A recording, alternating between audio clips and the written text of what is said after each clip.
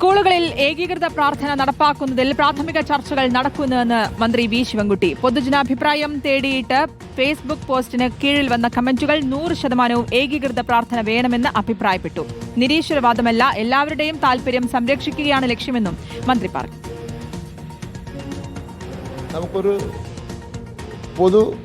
പൊതുവായിട്ടുള്ളൊരു പാട്ട് എല്ലാ വിദ്യാലയങ്ങളിലും അതാവണം നമ്മുടെ ഗാനം. ഇത് ഏതെങ്കിലും മതത്തിനെതിരായിട്ടോ ജാതിക്കെതിരായിട്ടോ വർഗത്തിനെതിരായിട്ടോ എന്നുള്ള കാര്യമല്ല ഞാൻ പറയുന്നത്.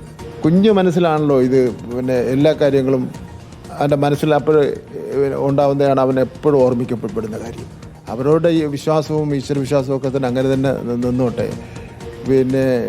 ഏതെങ്കിലും ഇഷ്ടമില്ലാത്ത കാര്യങ്ങൾ ഏതെങ്കിലും കുട്ടികളെ അടിച്ചേൽപ്പിക്കാതെ ഇരിക്കുക. ഇത് ഇത്രമാത്രം ഈ കാര്യത്തിൽ ആലോചിക്കുന്നുണ്ട്. അപ്പോൾ ഒരു ചർച്ച വരട്ടെ, അതിനുശേഷം നമുക്ക് തീരുമാനിക്കാം.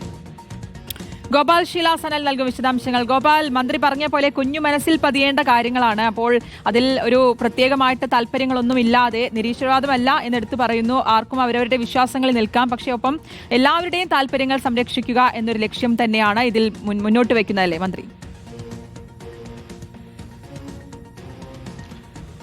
അതെ ശ്രുതി, സംസ്ഥാനത്തെ വിദ്യാലയങ്ങളിൽ സ്കൂളുകളിൽ പൊതുവായിട്ടുള്ള ഒരു ഏകീകൃത പ്രാർത്ഥനാ ഗാനം അല്ലെങ്കിൽ സ്വാഗത ഗാനം വേണം എന്ന ചർച്ചയ്ക്കാണ് ഇന്നലെ ശാസ്ത്രമേളയുടെ വേദിയിൽ മന്ത്രി വി ശിവൻകുട്ടി തുടക്കം കുറിച്ചത്. തുടർന്ന് അദ്ദേഹം ഫേസ്ബുക്കിൽ പോസ്റ്റ് ഇടുകയും ആ പോസ്റ്റിന് താഴെ ഭൂരിഭാഗവും അനുകൂലമായ കമന്റുകൾ വരികയും ചെയ്തിരുന്നു. ഇപ്പോൾ ആ വിഷയത്തിൽ നിലപാട് വ്യക്തമാക്കിയിരിക്കുകയാണ് മന്ത്രി. അതായത് മതനിരപേക്ഷതയും ഭരണഘടനാ മൂല്യങ്ങളും മനുഷ്യസ്നേഹവും ഉയർത്തിപ്പിടിക്കുന്ന തരത്തിലേക്കുള്ള സ്വഭാവത്തിലുള്ള ഒരു ഗാനം ചിട്ടപ്പെടുത്തണം അല്ലെങ്കിൽ ഗാനം തിരഞ്ഞെടുക്കണം എന്ന നിലപാടാണ് ഉള്ളത്. ഇതിൽ നിരീശ്വരവാദത്തിൻ്റെയോ അല്ലെങ്കിൽ വിശ്വാസത്തിൻ്റെയോ മതത്തിൻ്റെയോ ഒന്നും തന്നെ ഭാഗവാക്കുകളില്ല. പകരം എല്ലാ കുട്ടികൾക്കും ഒരുപോലെ സ്വീകാര്യമാകുന്ന ഒരു ഗാനം അത് വേണമെന്നുള്ള ആലോചനയ്ക്ക് കാരണം നിരവധി കുട്ടികളും രക്ഷകർത്താക്കളും ഇത്തരത്തിൽ തന്നെ നേരിട്ടും രേഖാമൂലവും മെയിലുകളായും ഒക്കെ ഇത്തരത്തിൽ പല സ്കൂളുകളിലെയും പ്രാർത്ഥനാ ഗാനങ്ങൾ അവരുടെ താല്പര്യത്തിന് അനുസൃതമായിട്ടുള്ളതല്ല എന്ന തരത്തിലേക്ക് അറിയിച്ചിരുന്നു. അത്തരത്തിൽ എല്ലാവരെയും പരിഗണിച്ചുകൊണ്ട്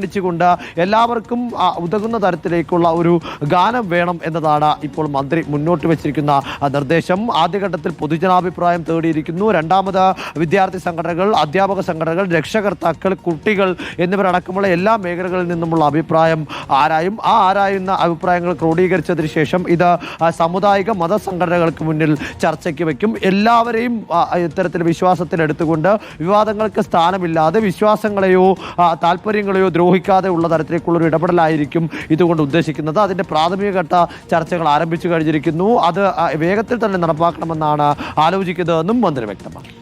ഗോപാൽ ശീലാസനലാണ് വിവരങ്ങൾ നൽകിയത്.